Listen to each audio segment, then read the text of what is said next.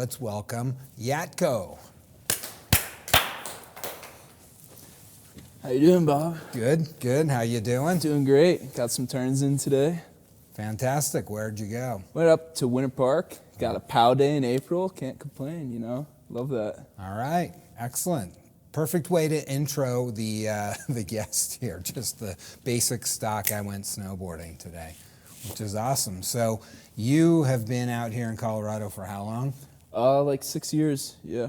6 years. And what brought you out here? So originally moved out here for school, and I wanted to go someplace near the mountains, so I chose CU Boulder, and loved it there, graduated, and now I've been out here for 2 years after graduation, and I'm stuck here. I love it. It's not a bad place to be stuck. I mean, you got the mountains all around you, and a lot of them too. A lot of opportunities. What did you major in? So I was an information science major. So kind of did UX, UI work. What is UX, UI? So it's like user interface and user like experience design. So like how you will navigate an app or like navigate a certain product or something like that.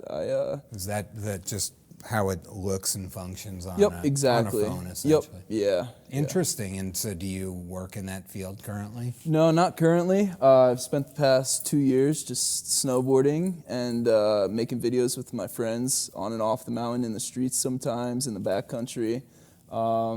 Under Death by Board, Death X Board was our little YouTube that we were running for a bit. But yeah, I've been doing that for the past 2 years. No adult job yet. So tell me about growing up in northern New Jersey, I guess. Where's Lower Saddle? You know, there is no Lower Saddle. There is a Saddle River, and it's right next to us. But I don't know how they came up with I guess we're up the Saddle River, maybe. So Upper Saddle River. Did I say ridge earlier? I don't know. I think you got it right. Oh, okay. You got it right. Excellent. And that's near where Danny Cass is from? Yeah, I think he was in Vernon, I think, which is about an hour from where I am, an hour west. That's a long way east. In Jersey, isn't it? Oh, I mean, that's pretty much across the entire state right there, east to west. My mom is from Camden, New Jersey. She did that painting right down there. New Jersey, whatever. I have roots, but not that heavy of roots. I did go to Vernon Valley once after the 2002 Olympics with Danny. Yeah, it's New Jersey is an interesting place, you know. It's got the American Dream Mall now, so you got some indoor snowboarding to do there now, and which is the only reason I go home. Of course, to visit my family too, but to go snowboarding there is a nice little treat to go back. But yeah, we didn't have that growing up, you know. I mean, you drove past, it used to be called the Xanadu back then. You drove past the mall and you could see this massive like downslope, and you were always like, oh, when is this indoor place gonna open? But never. I mean, it finally did, and it was open for 8 months, and I think it just burnt down, and really? they're reopening after 6 months finally in a month. But it was this funny thing, you know. It waited 20 years for this to happen, my entire life, and it finally happened, and the place catches on fire. I mean, what are the chances of that happening? So moving to Colorado, you moved to Colorado, I guess. That's how the locals have to say it, or the stuff. But moving to Colorado, you did that basically for college, but really you stayed because of your love of snowboarding. Yeah, totally. I mean, this was like the dream for me to come out to Colorado. Like when I was younger, I went to Vermont every so often. It wasn't that often because no one else in my family skied or snowboarded. So, you know, I had to convince my parents to really drive me up to the mountains and spend the weekend up there, because it was a 5-hour trip up to Vermont.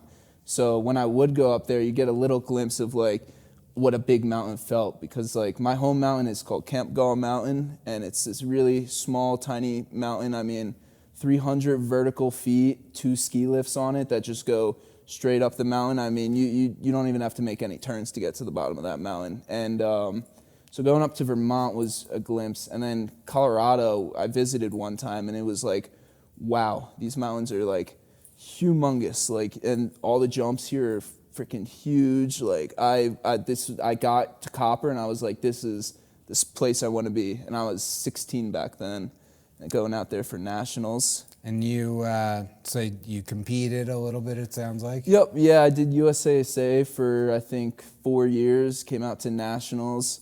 Did all right, placed, I think, like 23rd in my age group out of, I think there were like 50 or 60 of us. I think it was this 15, 16 age group, but that was a fun year. And you have some industry experience working through Woodward, and I guess you spent a lot of time there in Pennsylvania before you moved out here? Yeah, totally. So, yeah, when I was younger, I spent a lot of my time, all my summers actually, at the summer camp there, learning how to jump on the trampolines and do snowboard tricks off the snow into foam pits and such. And then I ended up becoming a coach and counselor there for 3 years, and that was a really awesome experience. Got to meet a lot of professionals who had been very successful, like Caitlin Farrington and Eric Boschman, two of my favorite professionals, Brett Esser, Jake Black, some of the great riders. And yeah, it was a super cool experience going to that camp and really getting a glimpse into what the snowboard industry and culture was, because nobody else in my family was involved, so I had no way to see it being younger. Like, I didn't grow up like watching ski or snowboard films. Like, I had to go out and find it myself. So when Woodward, you know, I don't know if they had expanded to all the parks when you had moved to Colorado, or was it just Woodward Copper? No, so it was just Woodward Copper back then, and I had moved it to Boulder, and Eldora is really close, and they had just got bought out by Powder, which is the parent company of Woodward. And my old boss from Woodward in Pennsylvania actually asked me if I'd be interested in becoming a coach at the Eldora facility. And I said, of course. Like, I was only a freshman at CU, so I didn't have a car. So I had to take the bus up to Eldora at 6 a.m. in the mornings. That's a good Boulder way to go, though. I mean, you're saving the environment. Exactly, all the Boulder hippies loved you. Gotta love it, yeah. And, that was fun for a little. I enjoyed that. And then I decided that I loved Eldora so much, and I didn't really want to coach there as much, and I just kind of wanted to ride the facilities that they had. And didn't do it the second year there, and just kind of became a local rider there. Well, weren't you on the park staff or something too? Yeah, that for about 2 weeks, I think. Oh, only 2 weeks. I think it's maybe 3. Short-lived. You were shitty at shaping the park? No, I was a great park crew. I mean, I did park crew at my home mountain in New Jersey for 4 years, and so good that it lasted 2 weeks. Yeah. I mean, I was all right with it. I mean, they wouldn't let me hit any of the features, so that was a big. I couldn't test anything. How can I need quality assurance? I'm a user experience guy. So you quit? Is that what you're saying? I quit and got fired at the same time. Well, that sounds like a story to me. So you're actually leaving Colorado and going to Utah, and earlier just thinking about questions, because I want to always have unique stories or unique people or something different on the show. And on the surface, you could say from the first couple of minutes of just talking with you, oh, well, lots of people move to Colorado because it's amazing when they first come out here and see the mountains. And then staying for snowboarding is also somewhat common, to take a couple years after college, which is cool. But you're a little bit unique because you're really pursuing it. And it made me think about just the cultural approach. And are you trying to promote yourself, or are you just out there trying to have a good time? Yeah, I mean, I wouldn't really say I'm out there to promote myself as much as I'm out there to just to document me and my friends having a really fun time on the mountain, and kind of showcase it in a fun way. Because a lot of the times when I go up to the mountain with my friends, we film every day. Like we have our phones in our pockets now, so we just film everything. Like if we know we're gonna be doing a cool trick, we just tell the homie to go down to the third jump, post up, get this shot, and we'll just put together little Instagram edits. But it's not really in search of like a promotion. It's more of just like, hey, this is the cool stuff we did this week. Like, but who's it aimed at?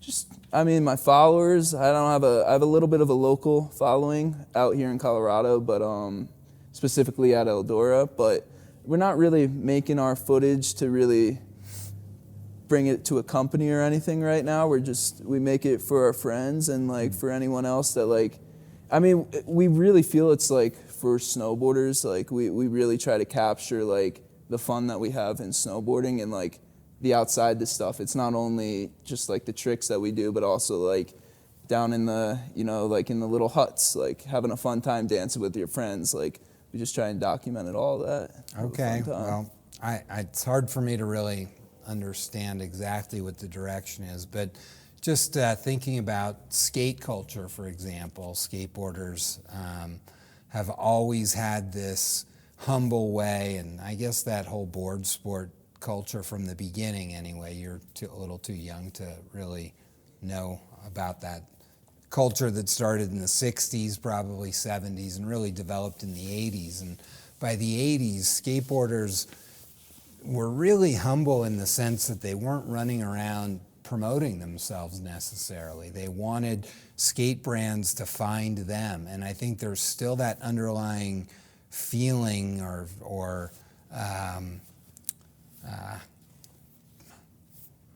trying to think of the right word here.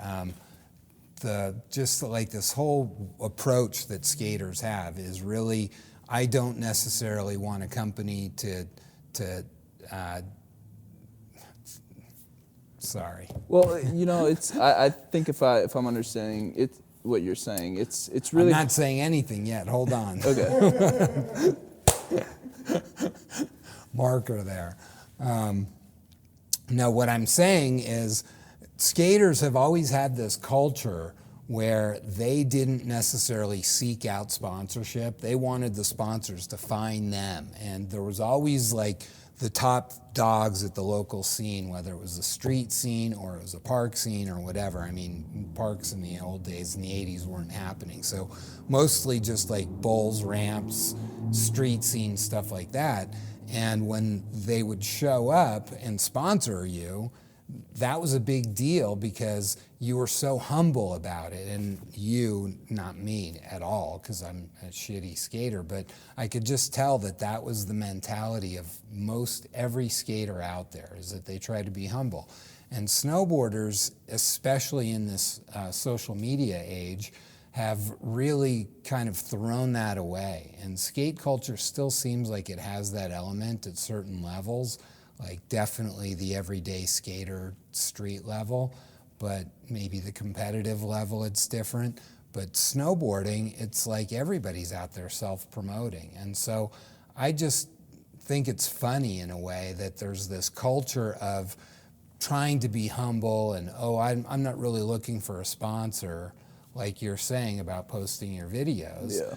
But really, you probably would love it if a sponsor approached you, wouldn't you? Well, yeah. So when Affinity first reached out to me, I was like stoked on that because when I was younger, I was sponsored by Monster, and I'd actually lost all my sponsors between when I was. For what? Smoking weed? No, just like not producing good videos, not producing the right amount of content for not them. Being there, Yeah, not being just their bitch boy, huh? pretty much. Well, the scene now is really, like you were saying, social media driven. Like you sign these contracts with these companies, and they require you got to post 1 time, 2 times, 3 times per week. You got to post a video. You got to tag us. You got to use this certain hashtag. And, not all the time you necessarily want to be making that content. And for me, it was always, I wanted to make the content, but I didn't want to feel like I was making the content just to post something. I could still post something every week, but I wanted to make something for my friends. Like, that's why, so I make my videos to post, like, for the sponsors and stuff. But it's more so just like coming from like just like a enjoyable standpoint of view. So if the internet crashed tomorrow for good, you'd still be out there just riding with your buddies? Oh, most definitely. I mean, of course. And Yeah, you know, the contracts make it really hard for people to, I think, make like content, and you know that's why I lost all my not following, but I lost my lost my sponsors, and that was really hard for me because I'd built up this dream when I was younger to become this sponsored snowboarder, and I lost it. I lost touch of it. And coming out here, I had finally started making videos again, getting a local traction, and Affinity reached out and wanted to sponsor me. And I was really stoked on that, and it's led to some great things. But you know, it's not like I was never making videos to necessarily for a specific reason. I was just making them to document it, and the sponsors came afterwards with just making the videos. Documented, are you going to put it in a time capsule? Of course, you know, my Instagram is a great time capsule. You can see me snowboarding back when I was really bad in 2010, you know? Hey, I am all about that, and I can totally appreciate it. I mean, if you look behind you there is those small photos, and some of those photos are from 1984, I think. Yeah, 84, a couple of them. So, you know, they've been around for 40 years almost. Yeah. And I like having something like that. And in my case, it's tangible and I can hold it, but it's going to fade out eventually. Totally. Yeah. Yeah. I mean, you know, posting the videos is a great way for us to kind of document like that specific moment without it fading away for us. But ultimately, you would love to get paid six figures. Yeah, I mean, who wouldn't? You know, it is really hard nowadays to be able to make six figures in snowboarding. There's so many talented snowboarders all in snowboarding, and it's really hard to be seen. Oh, Siri messing me up, but and if you're going to do that. Then you're going to be shameless and self-promote, and the whole humble thing is kind of silly in a way, isn't it? Well, then your followers can definitely see through it, I think. Like, I mean, they want someone that's humble. I think sponsors would love somebody that's humble and also can post great content that they enjoy. Yeah, I mean, look at someone like. I'm confused. I mean, look at you. We'll go back to the Julia Morano topic. Like, she was sponsored by Prada. I mean, that's like a great thing for Prada, but not necessarily like she probably made a lot of money, but they don't care about who she is as a person, probably. Like, who knows? Yeah, maybe they do. I mean, I've been around all kinds of different sponsors in my lifetime, and it's amazing to me how much some of those sponsors really care for the talent, whether it's an athlete or a celebrity, it doesn't matter. But some of the other people treat them like garbage, though. It's hit or miss. It depends on the company. And I don't know, Prada's a pretty high-end name, so maybe they treat her well. Correct. Who knows? Yeah, who knows? But yeah, it's really hard to find that niche. Even you can even be on the professional circuits nowadays and not even be making any money. Like, I have friends that were in Dew Tour this past year and they're not making any money. Like, I know. You know what my 15% cut of nothing is? Nothing. Yeah, that's right. It's some great math. That's why I don't do that anymore. Yeah, it's hard, and you know that's why I had to dial it back. You know, it wasn't. I realized that getting those six figures may not be obtainable for every snowboarder, but if I can get a way to just like make my snowboarding free and like still do what I do, and like then that was success in my point of view, and like not necessarily now, maybe not searching for a six-figure sponsor, but you know, like I make the stuff with my friends, and you know, if stuff comes from it, but I'm not in snowboarding to make six figures. It's not the sport Well, for yeah, it. you got the fancy XIUI title thing going on, right? Yeah, it's really fancy, right? Yeah, I mean, it sounds to me like that's where you probably could get hired pretty easily and make some money, and it's better than what I've got. I have no college degree. Yeah, you know, like my parents were really the drivers for me to go out here for college. If it was up to me, I would have been a snowboarder throughout the whole thing and just said F it to college. But I'm kind of glad I did go through the process. It taught me a lot about myself and like just how to learn stuff. Like I really had to learn the learning process. Like I had to learn, you know, and I was grateful that like I came out here for college and it has opened some amazing doors, but wasn't ready to open up the UI door yet because, you know, I have so much fun snowboarding. I don't want to put up my board and my boots to sit at a desk, and you know, this is a lot cooler of a desk than the UI desk.